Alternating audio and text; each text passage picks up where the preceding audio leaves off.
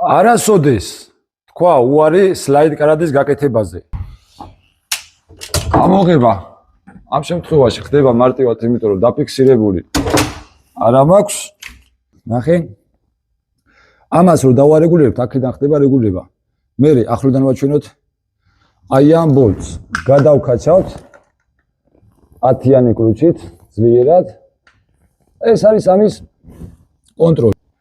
აი ეს ძირი აი ზევიდან ვაჩვენოთ, უნდა იდგეს იდეალურ სისტოლეში. თვითონ კარად არ უნდა იყოს რყევაში, მოძრაობაში. ეხლა რას გეტყვით? ეს ვიდეო უნდა შეინახოთ.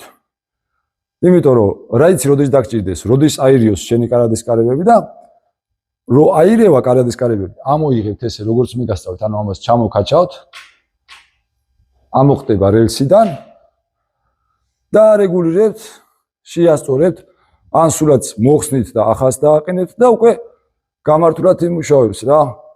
თავიდანვე თუ კარგად არის დამონტაჟებული, არ გაფუჭდება, იმუშავებს მოგემსახურებად 8-10 წელი, მეტი რა გინდა ახლა, მეტი მაცოცხლე და რა ვიცი რა. მადლობა.